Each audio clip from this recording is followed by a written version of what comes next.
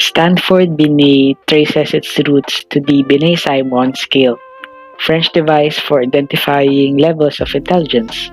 The Binet-Simon scale was developed by Alfred Binet and his student Theodore Simon. French education laws were in flux at the time, and Binet was approached by a governmental commission.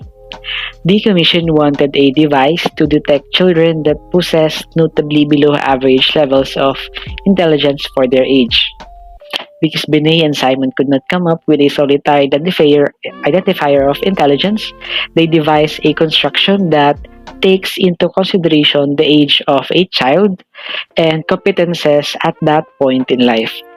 From this data, they developed a baseline from which intelligence could be measured. The Binet-Simon scale quickly garnered accolades from the psychology community and others. A general consensus quickly developed that this test provided a meaningful way of ascertaining intelligence levels. One of the reasons the Binet-Simon scale became accepted and highly regarded so rapidly is the fact that it was designed to be adaptable to different languages and cultures. Now, let us begin with the history of Stanford-Binet intelligence scale. At a conference in Rome in April 1905, Dr. Henry Bonis read a paper prepared by Alfred Binet and Theodore Simon that announced the development of an objective measure capable of diagnosing different degrees of mental retardation. This announcement was followed 2 months later by the publication of the Binet-Simon intelligence test in Linnaeus Psychologic. The original form of this test was expanded and revised, leading to new versions in 1908 and 1911. The new forms were the result of extensive research and testing involving normal as well as mentally retarded examinees. The history of the current version of the Stanford-Binet intelligence scales can be traced to Stanford University and the 1916 publication of an English translation of the Binet-Simon test authored by Louis Thurman. The result of years of research, Thurman's translation and extension of the Binet-Simon test featured newly developed test items and a new methodological approach that included normative studies. Although there were other English translations available, none were as methodologically advanced as Thurman's. The publication of the Stanford-Binet had the effect of stimulating a worldwide appetite for intelligence tests. Now, let's break down the Stanford-Binet's intelligence scale history into its 5 revisions. The first one would be the first edition of the Stanford-Binet. It was the first published intelligence test to provide organized and detailed administration and scoring instructions. It was also the first American test to employ the concept of IQ or intelligence quotient. And it was the first test to introduce the concept of an alternate item, an item to be substituted for a regular item under specified conditions, such as the situation in which the examiner failed to properly administer the regular item. In 1926, following the initial publication of Stanford-Binet,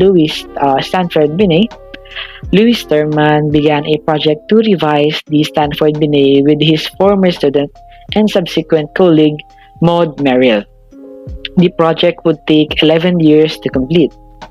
Innovations in the 1937 scale included the development of 2 equivalent forms, labeled L for Louis and M for Maud, as well as new types of tasks for use with preschool level and adult level test takers. These forms used many of the items from the original Stanford revision and added a substantial number of new items. With regard to this revision, Thurman and Merrill wrote that they had provided 2 skills instead of 1 and have extended them as to afford a more adequate sampling of abilities at the upper and lower levels, have defined still more meticulously the procedures for administration and scoring, and have based the standardization upon larger and more representative populations. The manual contained many examples to aid the examiner in scoring. The test authors went to then unprecedented lengths to achieve an adequate standardization sample, and the test was praised for its technical achievement in the areas of validity and especially reliability. A serious criticism of the test remained lack of representation of minority groups during the test's development. Second revision. In the 1950s, Merrill took the lead in revising the Stanford-Binet after Thurman's death at age 79 in 1956, selecting the best items from forms L and M to include in a new version of the test. The two forms from 1937 were combined to create the form LM. This form was published in 1960 and was later renormed in 1973. This form added alternate items at all levels, but otherwise the format remained similar to the 1937 forms. A major innovation, however, was the use of the deviation IQ tables in place of the ratio IQ tables. Earlier versions of the Stanford-Binet had employed the ratio IQ, which was based on the concept of mental age. The next one would be the third revision. A third revision of the Stanford-Binet was published in 1972, and the criticism it took was about the manual was vague about the number of minority individuals in the standardization sample, stating only that a substantial portion of Black and Spanish surname individuals was included. The 1972 norms may also have overrepresented the West, as well as large urban communities. The next one would be fourth revision. The fourth edition of the Stanford-Binet intelligence scale represented a significant departure from previous versions of the Stanford-Binet in theoretical organization, test organization, test administration, test scoring, and test interpretation. The Stanford-Binet intelligence scale 4th edition moved from age scale format introduced by Binet to a point scale format.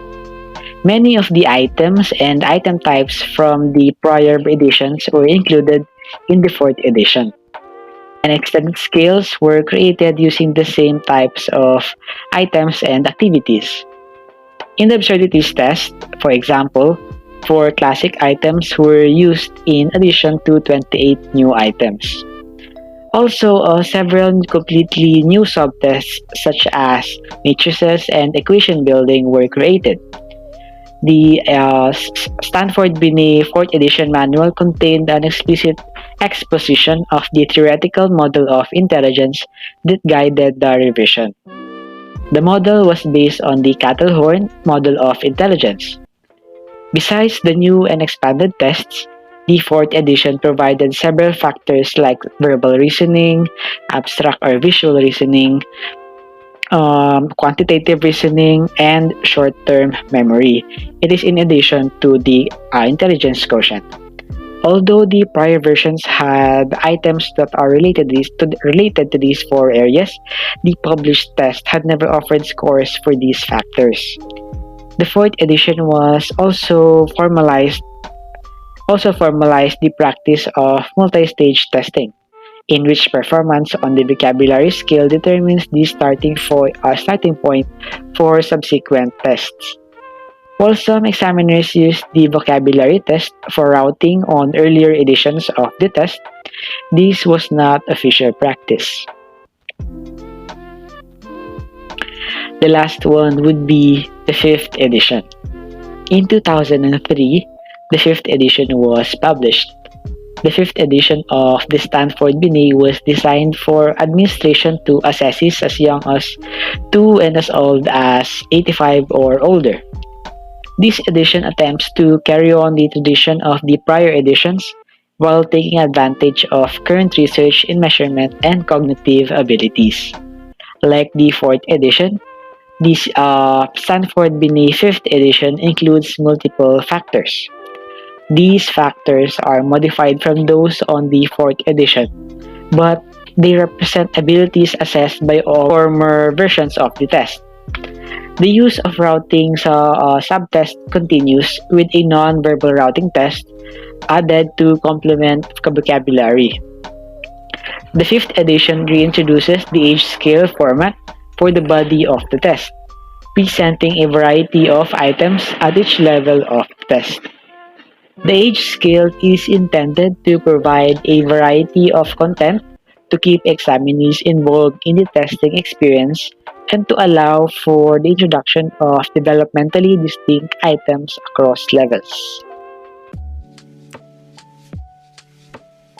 Louis Madison Thurman, born on January 15, 1877, on a farm in Indiana, Thurman was the 12th of the 14 children in the family.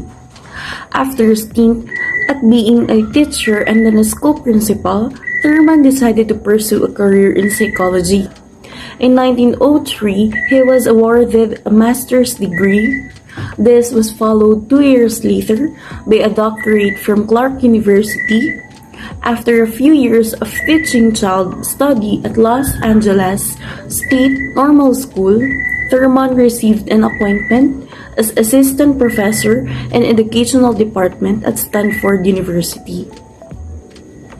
By 1916, largely owing to his revision and refinement of Binet's test, became a prominent figure in the world of psychological testing and assessment.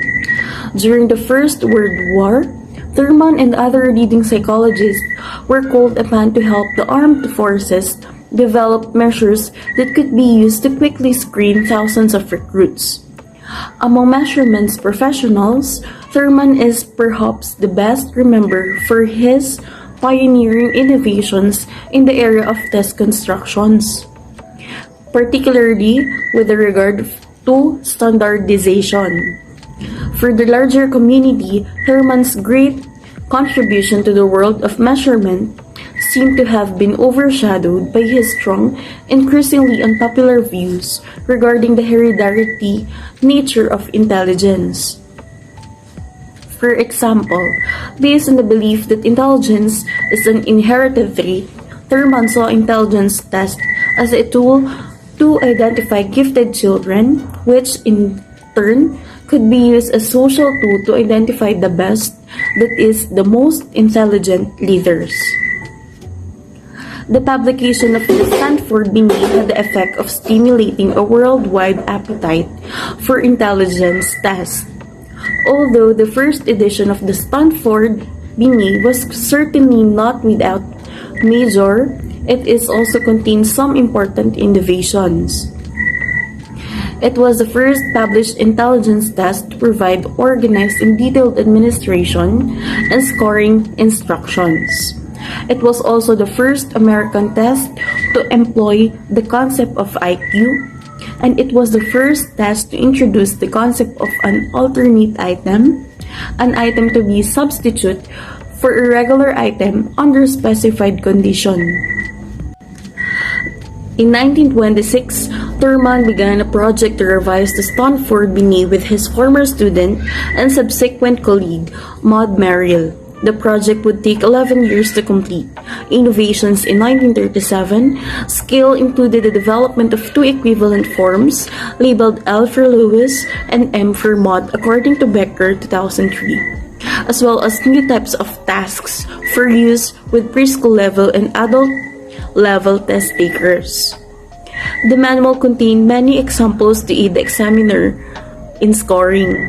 The authors went to then unprecedented lengths to achieve adequate standardization sample, and the test was praised for technical achievement in the areas of validity and reliability. A serious criticism of the test remained lack of representation of minority groups during the test developed.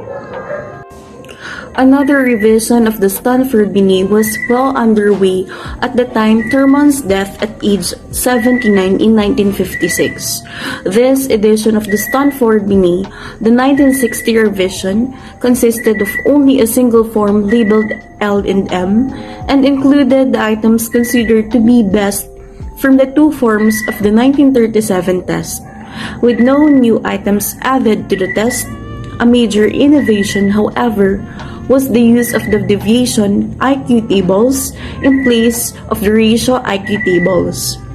Earlier versions of the Stanford-Binet had employed the ratio IQ, which was based on the concept of mental age, the age of level at which an individual appears to be functioning intellectually as indicated by the level of items. The Stanford-Binet Intelligence Scale. The Stanford-Binet Intelligence Scale is an individually administered test that examines the cognitive ability of children and adults falling at the age range of 2 to 85 plus years. It examines children with intellectual and developmental deficiencies as well as intellectually gifted individuals. This test originated from the Binet-Simon 1905 and had undergone 5 major revisions. This presentation gives an overview of all 5 of them, with most emphasis on the 5th edition. The Stanford-Binet Intelligence Scale was originally developed to help place children in appropriate educational setting.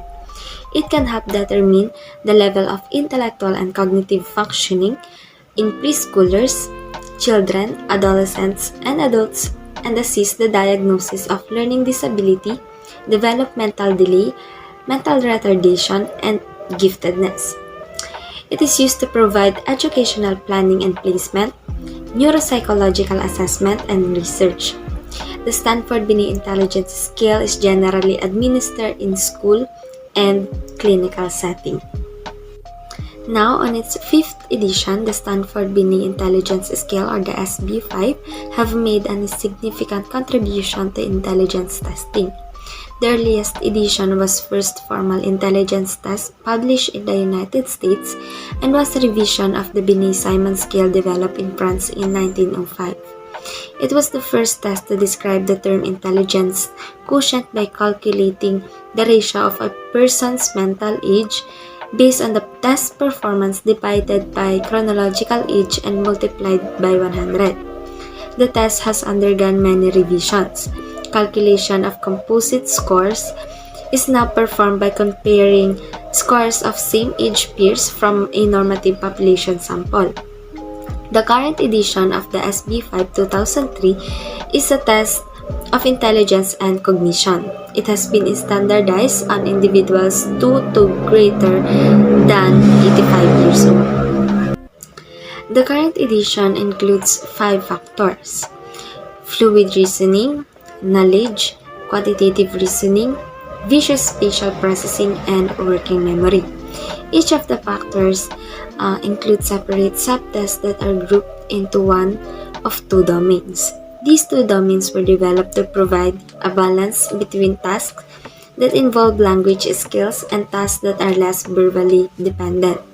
A single composite of full-scale IQ score, a verbal IQ, and a non-verbal IQ are provided.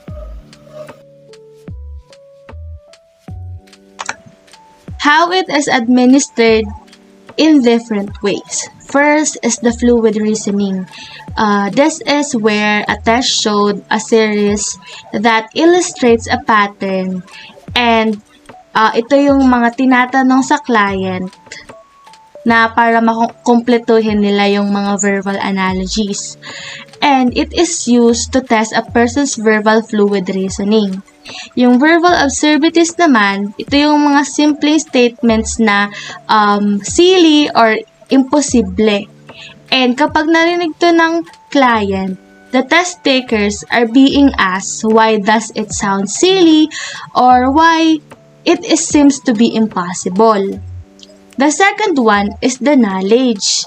Ito yung non-verbal subtest, and from this factor, na test yung procedural knowledge and visual absurdities ng ating kliyente. Similar to visual absurdities are pictures that contain silly but possible scenarios that the examinee is asked to explain. The verbal subtest includes a vocabulary questions which may be administered using toys or flashcards. The third one is the quantitative reasoning. It is always depending on a test subject level. Questions in this sections can include basic counting like pagbibilang ng 1 plus 1, pag-subtract, and in higher levels naman, geometry and word problems are included. Math concepts are presented in both verbal and non-verbal formats. Yung next one naman is the visual and spatial processing. It is a non-verbal portions of the subjects and usually kasama dito yung pagbubuo ng puzzle, ng patterns. The verbal portion includes questions about direction and a test subject's ability to identify spatial relationships via pictures. The next one would be the working memory. Ito ay non-verbal working memory. Ito ay ina-assess using delayed response and black span techniques. And ang verbal working memory ay natetest using last words and sentences, recall, or exercises. And additional info lang, yung test takers, itong test na to, approximately, umaabot siya ng 1 hour. Kompleto na. Meron siyang mga questions sa different ages. And abilities that can give both verbal and non-verbal formats to accommodate the examinee. Aside from this test itself, though it surveys 5 topics, it is only split up into 4 physical parts. The 4 parts are the score, then added together, and it can be considered to be the test taker's intelligence score and also known general reasoning ability. There are also suggested study that can help you strengthen each of the 5 areas being looked at. You could do brain teasers, consumes informative media, work with tricky math, calculations, or yung mga problems, or yung magme-memorize ka naman ng napakahabang numbers at kung ano-ano pa. At the end of the day, itong test na to ay hindi naman natin siya talaga ginagamit regularly. And hindi rin siya adaptable. But, it serves with own purpose. Meron siyang purpose talaga. And, it can be done as a way for you to gain more footing when looking really understand a student's ability to process information. And, knowledge in this area will allow teachers to create a well-rounded and student-centered learning environment.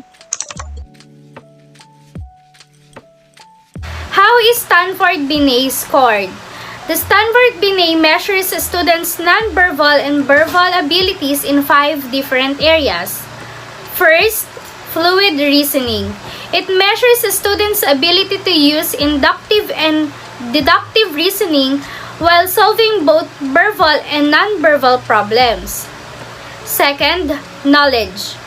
It assesses your child's understanding of general information, vocabulary, social behavioral standards, and common sense that kids within the same age range are also expected to know. Third, quantitative reasoning. It assesses the individual's abilities with basic math concepts such as identifying numbers and solving math word problems, as well as patterning, sequencing, ordering, classifying, comparing, and numerical problem-solving skills. The fourth one is visual spatial processing.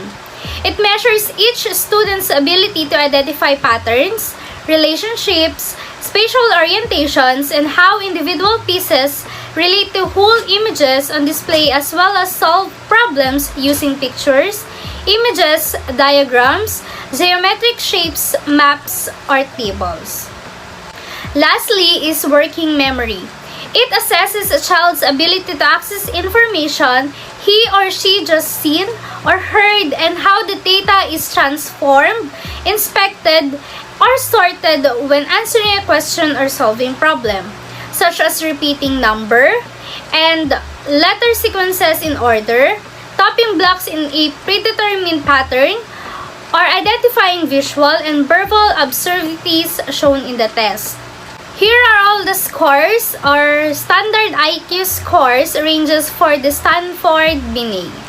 Low average 80 to 89, average 90 to 109, high average 110 to 119, high achiever 120 to 129, moderately gifted 130 to 144, highly gifted 145 to 160 plus. The Stanford-Binet remains a popular assessment tool today, despite going through a number of revisions over the years since its inception. The IQ score was calculated by dividing the test taker's mental age by his or her chronological age and then multiplying this number by 100. Good day, everyone. I am Justin Rain Talentino, and for today I will talk about the interpretation of the Stanford-Binet Intelligence Scale 5th edition. So what is it all about? First, of course, in order for a test taker to understand the results of his or her Stanford-Binet intelligence test, there must be a verbal interpretation of the scores he or she yielded. And in this way, the test taker will fully understand as to what extent does his or her intelligence quotient had reached.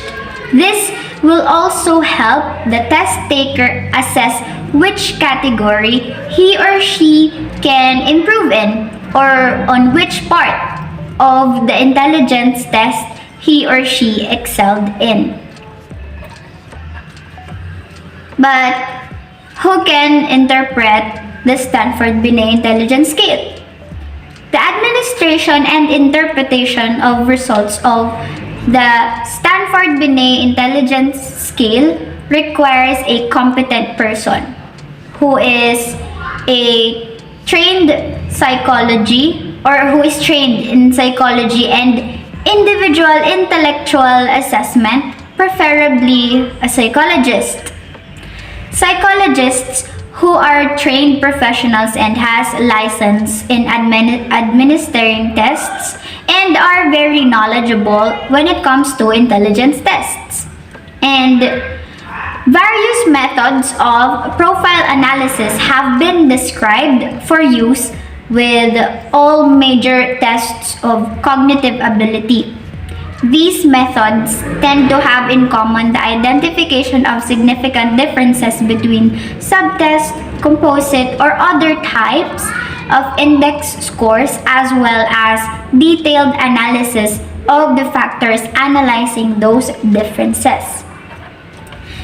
The Stanford-Binet Intelligence Scale 5th Edition Technical Manual contains various tables designed to assist the test user in analysis. In terms of interpreting the Stanford-Binet intelligence scale, the test manual contains explicit directions for administering, scoring, and interpreting the test in addition to numerous examples of correct and incorrect responses useful in the scoring of individual items. A long-standing custom with regard to Stanford-Binet full-scale scores is to convert them into nominal categories designated by certain cut-off boundaries for quick reference. So when the assessor is finished in scoring and converting the raw scores of the test taker, we can now infer to the cut-off boundaries with their corresponding nominal categories from the Stanford-Binet Intelligence Scale 5th edition. In this table, we can see the measured IQ range and its corresponding categories. So if a test taker yielded 145 ranging to 160, he is most likely very gifted or highly advanced. And if it ranges 130 to 144, he or she is gifted or very advanced. And if 120 to 129, he or she is superior. And if 110 to 119, he or she has a high average. And if 90 to 109, it means average. And 80 to 89 is low average. And 70 to 79 is borderline impaired or delayed. 55 to 69 means mildly impaired or delayed. And if 40 to 54, it means moderately impaired or delayed. In addition to formal scoring and interpretation of significant difference scores, the occasion of an individually administered test affords the examiner an opportunity for behavioral observation, and the assessor is alert to the assessee's extra-test behavior.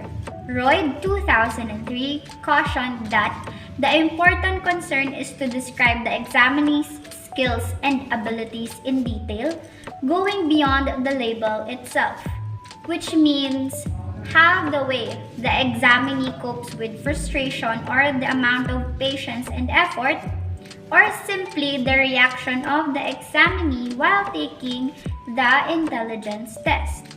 And we can also include these behavioral observations to the interpretation of the test and or the psychological report. As for example, quote, Timothy presents as a well-mannered, eager, and witty 7th grader who is functioning in the high average range of intellectual ability. So from that statement, we can see, or we can process that in the psychological report, the behavioral observations was included, and also the verbal interpretation from the SB5's category of the measured IQ range. Hi, now we'll head on to the discussion of the reliability of the Stanford-Binet test. How reliable is it? But first, let me tell you about what Stanford-Binet test is and how it was used before. The Stanford-Binet test was designed to measure the cognitive ability of both adults and children. It is a revised version of the Binet-Simon test, originally developed by French psychologist Alfred Binet in 1905. When he was commissioned by the French government to develop an assessment to identify children who needed to be placed in special education programs, the initial test was somewhat unreliable owing to problems with the test accuracy. That is why during that time they also questioned the reliability of the Stanford-Binet test that was made during that time. Now, what happened after that? The name of the test changed in 1916. When the Stanford University psychologist Lewis Terman revised the Binet-Simon test. This incarnation of the test was widely renowned and was even used by the American Psychological Association, and they used it to measure the intelligence of Army recruits. Now, the pros and the positives about the Stanford-Binet test. What are the positive things that is included in the Stanford-Binet test, and this is like how reliable is it? Now, the 5th edition of the Stanford-Binet test has been put through several rigorous reliability tests. A few of these include standard measurement, error test, plotting of the information curves to test stability of the test. Its internal consistency is reported to be accurate compared to other IQ assessments, and this is one of the many factors of the reliability of Stanford-Binet test back then. Now, the IQ scores as measured by the test have proven to be stable over time. In addition, the Stanford-Binet test has proven especially precise when it comes to identifying gifted individuals. What's more, people who are retested have only shown a small improvement due to familiarity with the test. So these are the positive ones that is included with the report and the evaluation of the Stanford-Binet test. Now the question is, what are the cons? What are the negatives? Now, it's important to remember that test scores can be influenced by many factors, and because of this, more than one instrument may be necessary to properly measure an individual's intelligence. While the Stanford-Binet test is largely accurate, there are instances when the result should be considered invalid. And one of the issues is that a fairly substantial number of preschool children get a score of 0 on the test. This score certainly shouldn't be taken to mean that these children have any profound mental disabilities. Occasionally, a low score can be the result of a lack of cooperation on the part of the child. It is also a difficult test and has been criticized for being too insensitive to age. Because of some of these reliability issues, the Stanford-Binet test can be re-administered after 6 months. So these are the bad things about the Stanford-Binet test. Now, it didn't look and it didn't observe on the part of the young ones or the children. Another thing, the test ability to diagnose mental issues has also come into a question. A 2005 study by Dr. Piotrowski that was published in Psychiatric Quarterly also revealed that the Stanford-Binet test should not be used to either diagnose or rule out psychosis. Aside from this downfall, the test mostly remains reliable as a way to measure an individual's cognitive ability. Now, those negative things and the cons that I have said about the Stanford-Binet test obviously impacts how the Stanford-Binet test is accepted, and it also questioned the reliability of Stanford-Binet test over time.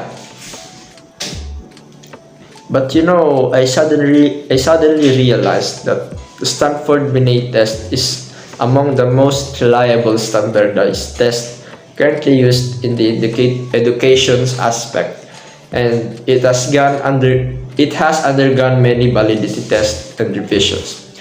Now, while there are few issues with the assessment back then, most results are treated as accurate. Individuals with high scores are usually gifted, and people with low Stanford-Binet scores often face some sort of cognitive disability. So I hope you learned something about the things that I have said since the beginning of this video. And the Stanford-Binet test really has come a long way, and it is one of the most reliable standardized tests now. And so that's it. I hope you learned something. Thank you.